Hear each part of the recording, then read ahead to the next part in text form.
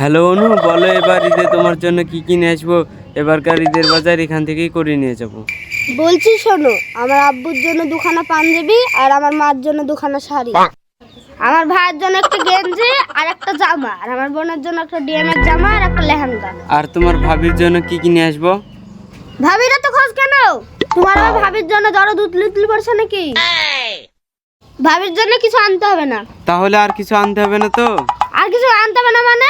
আমি কি বাহানির জলে ভাসিয়ে এসেছি তাই আমার জন্য আনতে হবে না? তুমি তো কি নিতে হবে বলছোই না, অযথা শুধু শুধু রাগ করছো। শোনো,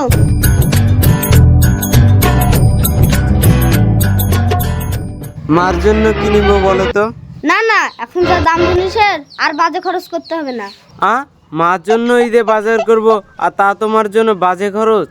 বাজে খরচ না তো কি? এখন ফোন রাখো, যা যা আনতে বলেছি তাই তাই আনবা। মেদিনীপুরের নাচিরন, বাঁকুড়ার ওই ভিটা, আর যতন করে বাঁধলি মাথা, তাও তো বাঁকা শিখা।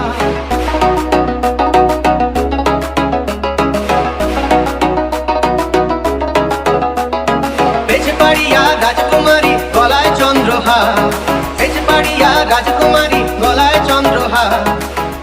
জান, আমি এসে গেছি।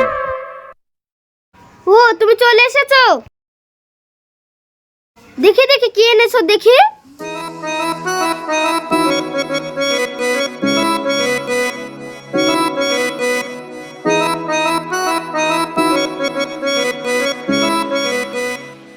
এটা আমার মার, এটা আমার বাবার, এটা আমার ভাইয়ের, আর এটা আমার বোনের, আর যেগুলো বাচ্চা সেগুলো আমার।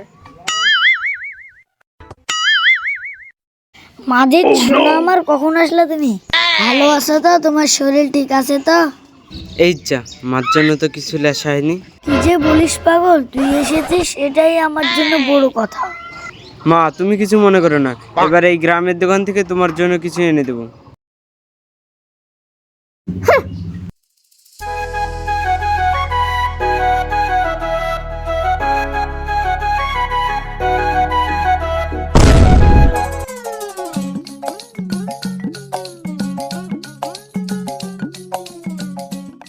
ও মা, খাসি আবার মার জন্য কাপড় এনেছে।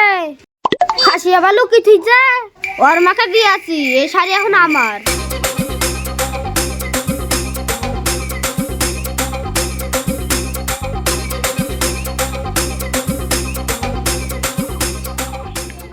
যাই, মার জন্য ব্যাগটা লুকিতে এসছো, ব্যাগটা আসি।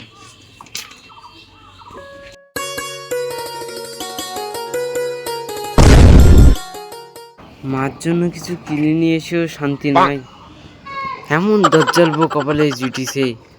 আর কিছু করার নাই, এই শাড়ি তো মাকে দিবে না, কি আর করবো? বউ মনে হয় খবর নিবে, লক্কেরই চল যায়। থামো থামো, শোনো, এটা কি? তোমাকে আমি কি বলেছিল? ও, এই শাড়িটা আমি তোমার জন্য সারপ্রাইজ গিফট নিয়ে এসেছি, দিব বলি মনে নাই। হ্যাঁ, সত্যি বলছো? এই শাড়িটা আমার খুব পছন্দ হয়েছে, বাড়িতে এই শাড়িটাই পরবো।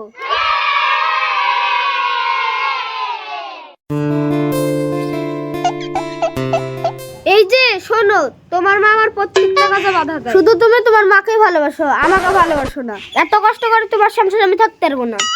এই কি বলছো? মা আবার তোমার কাছে কবে বাধা দিল? ওই দেখো, সত্যি সত্যি তোমার মাকে ভালোবাসো, আমাকে ভালোবাসো না। তোমাকে আবার কখন বললাম যে আমি তোমাকে ভালোবাসি না? আমি অত সব জানি না, তোমার মাকে আগে বার করলে আমি বাড়িতে থাকবো, না হলে আমি থাকবো না। ইয়াও তো জবর সমস্যা। চলো।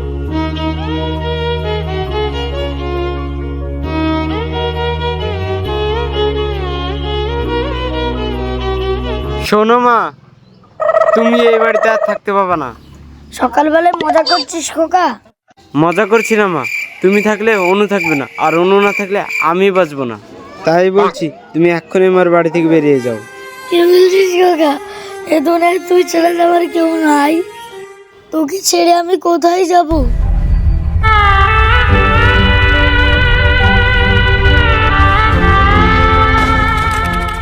তোমাকে ভালো মতন বললে কানে কথা যায় না, আমার বউ যা বলবে তাই হবে এই বাড়িতে। তুই কি বলছিস খোকা? তুই ছাড়া যে এই দুনিয়ায় আমার কেউ নাই। হাঁটো তো এখান থেকে।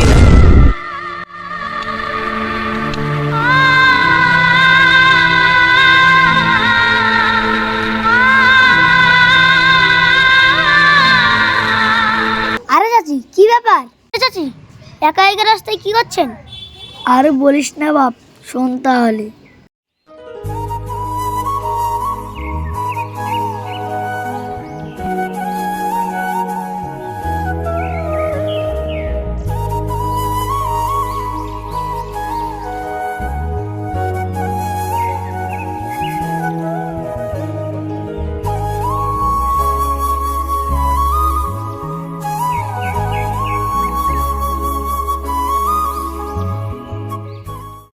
কি বলছো চাচি? এ বয়সে তুমি কোথায় যাবা? আমি তো তোমার ছেলের মতো, আমার বাড়িতে চলো।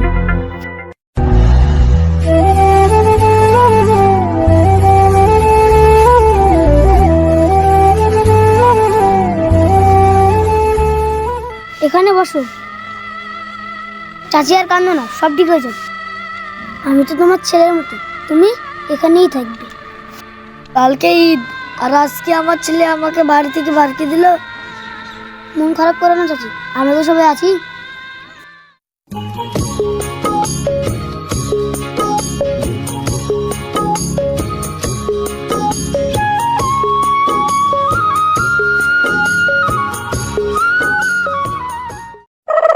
কি গো, কোথায় যাচ্ছো? আমি বাবার বাড়ি যাচ্ছি, তোমার সংসার আর থাকবো না।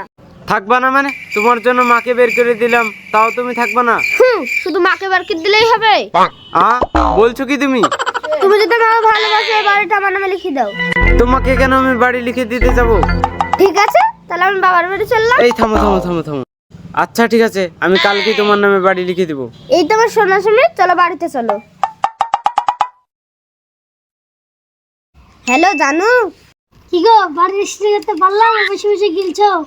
পারবো না মানে? কালকেই তো আমার নামে জমি রেজিস্ট্রি করে দিবে। শিগগিরই আমার গাদা স্বামীকে বাড়ি দখল করবো। এই না হলো আমার সোনা পাখি। ঠিক আছে সোনা, রাখছি, কখন আমার মুখ পোড়া চলে আসবে। ঠিক আছে।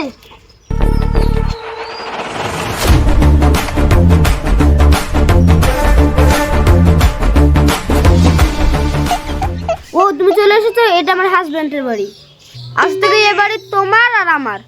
ঠিকই বলছো, তোমার আর আমার প্ল্যান সাকসেসফুল হবে। চলো।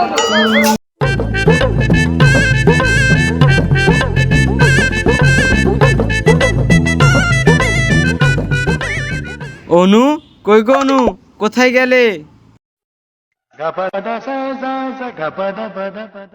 কি বলছিস বল? এ কি, এই তুই আর গায়ে হাত দিছিস মানে? অনু, তুমি ওকে কিছু বলছো না? কি বলবো, ও আমার জান, আমার ঘাড়ে হাত দিতে পারে। এত বড় কথা, আমার বাড়িতে দাঁড়িয়ে আমাকেই তুমি। তোমার আর কাজ নাই, এ বাড়ি এখন আমার। এবার প্ল্যান করে তোর মাকে বার করলাম, এবার তোকে।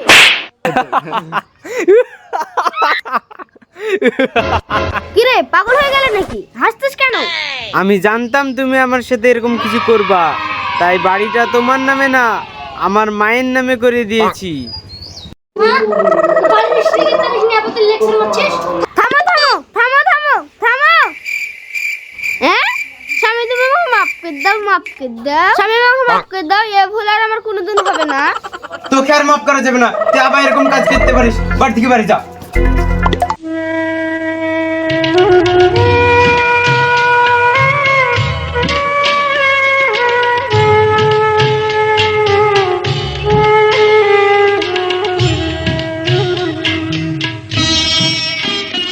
মা, আমি তোমাকে বাড়িতে নিতে এসেছি। মা, বাড়িতে চলো।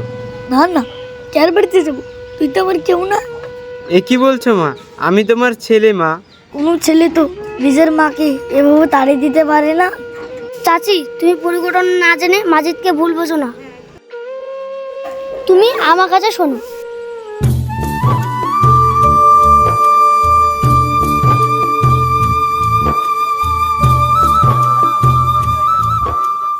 সিনান, একটা চিন্তার বিষয়। তোর আবার কিসের চিন্তা? সকালে অনুরাগ করে বাড়ি থেকে চলে যেতে চাইছে। কেন রে, কিসের জন্য? সে বলছে মাকে বাড়ি থেকে না বের করলে সে আর বাড়িতে থাকবে না। বলছিস কি? এই তো চিন্তার বিষয়। আর বলছিস? মাঝে একটা কথা বলি, শোন। এরকম করে কিন্তু সে তোর পুরো বাড়ি দখল করে নিবি। কি যে বলিস? কি যে বলিস মানে, পাশের গ্রামে ঠিক এরকম করেই একটা মেয়ে স্বামীর বাড়ি দখল করে নিয়েছে। তাহলে কি করা যায় বলতো? ও যেরকম বলছে সেরকম কর, তাহলে বোঝা যাবে। না না, আমি মাকে বের করে দিতে পারবো না। কষ্ট করে কর, নাহলে তোর মার জন্য কর। তুই যখন তোর মাকে বাড়ি থেকে বের করে দিবি তখন তুই রাস্তায় থাকবি, তখন চাচিকে আবার বাড়িতে লাগবে, বুঝলি? আচ্ছা ঠিক আছে, তাহলে মাকে দেখি রাখিস। এখন আমি চললাম, বুঝলি?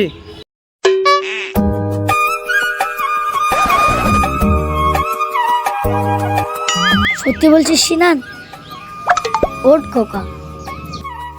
মা আবার সামনে সত্যি রে বা, তুই পারিস বটে।